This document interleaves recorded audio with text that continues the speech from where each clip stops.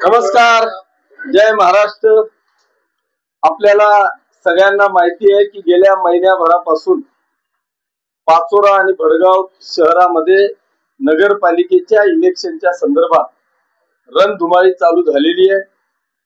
आणि या रणधुमाळीमध्ये मला वाटतं महाराष्ट्रामध्ये मी पहिला आमदार असेल की माझ्या वाढदिवसाच्या दिवशी मी असा सर्व कार्यकर्त्यांना विश्वासात घेऊन त्यांच्याशी चर्चा करून 1 तारखेला शिवसेना ही स्वतंत्र लढेल अशा पद्धतीची घोषणा आपण 1 तारखेला केली। आणि तुमच्यासह महाराष्ट्रभर सगळ्या न्यूज चॅनलला मला वाटतं आपल्या त्या स्वतंत्र लढण्याच्या संदर्भातल्या बातम्या चालल्या। त्या दिवसापासून म्हणजेच 1 तारखेपासून तर आजची 26 तारीख आहे, 26 दिवस झालेले आहेत। त्यांनी 26 दिवसामध्ये पाचोरा आणि भडगाव शहरातल्या प्रत्येक प्रभाग निहाय आमचे सर्वच्या सर्व उमेदवार आणि त्यांच्या समवेत माझा संपूर्ण परिवार हा प्रत्येक प्रभागामध्ये एक अतिशय जल्लोषामध्ये दररोज प्रभात फेरी म्हणण्यापेक्षा प्रचाराची रॅली त्या ठिकाणी निघते। प्रचंड असा प्रतिसाद जनतेकडून मिळतोय आणि आज मला ठाम असा विश्वास झालेला आहे की माझ्या पाचोरा आणि भडगाव शहरातली जनता, मतदार बांधव, बंधू भगिनी हे विकासाच्या पाठीमागे खंबीरपणे उभे आहेत याचा ठामपणे विश्वास मला पाचोरा आणि भडगाव शहरातल्या प्रत्येक प्रभागात फिरून त्या ठिकाणी विश्वास व्यक्त झालेला आहे। त्याच्यामुळे दोघही शहरांमधले नगराध्यक्ष पदाचे उमेदवार पाचोऱ्यामध्ये सुनीता पाटील आणि भडगाव मध्ये रेखाताई प्रदीप मालचे या प्रचंड अशा फरकाने विजयी होतील। आणि त्यांच्या बरोबर पाचोऱ्यातले 28 आणि भडगावचे 24 असे सर्वच्या सर्व नगरसेवक अगदी मोठ्या फरकाने विजयी होतील असा विश्वास आता मला पटलेला आहे।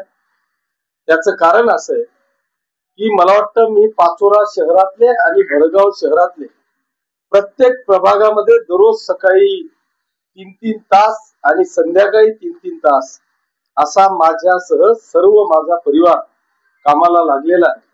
आणि माझ्या बरोबर शिवसेनेचे सर्व पदाधिकारी, शिवसैनिक द्वेषाने पेटलेला आहे। हे सगळे एकत्रित आले आणि त्या एकत्रित आल्यामुळे नुसते कार्यकर्तेच नाही तर पाचोरा आणि भडगाव शहरातली जनता सुद्धा त्याच द्वेषाने पेटलेली आहे की कुठल्याही परिस्थितीत 10 वर्षात केलेल्या विकास,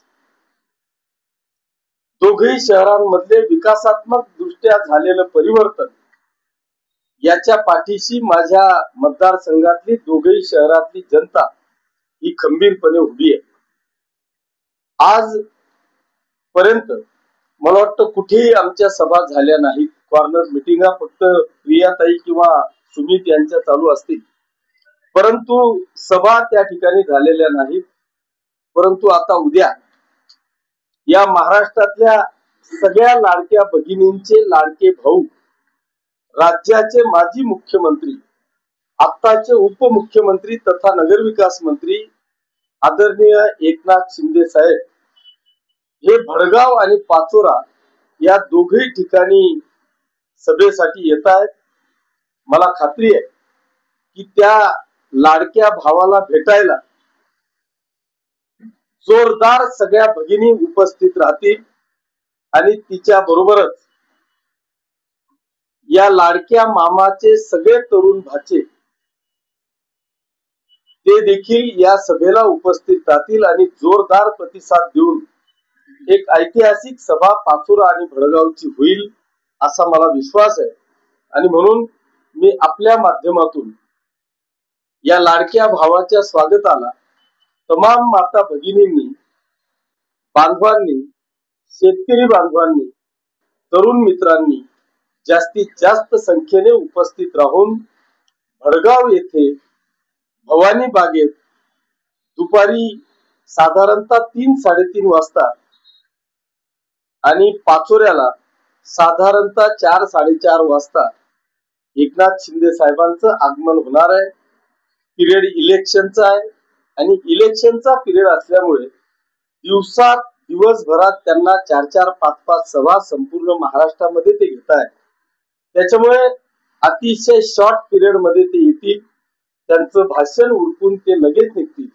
त्याच्यामुळे तुमच्या आपल्या सगळ्यांच्या माध्यमातून मी सर्व शिवसैनिकांना, हितचिंतकांना, लाडक्या भगिनींना, लाडक्या भाच्यांना आपल्या मार्फत आव्हान करतो, वजा विनंती करतो की आपण जास्तीत जास्त संख्येने वेळेवर उपस्थित राहून आपल्या विजयाला शिक्कामोर्तब करावं अशी आग्रहाची विनंती आपल्या माध्यमातून करतो. धन्यवाद. जय हिंद, जय महाराष्ट्र.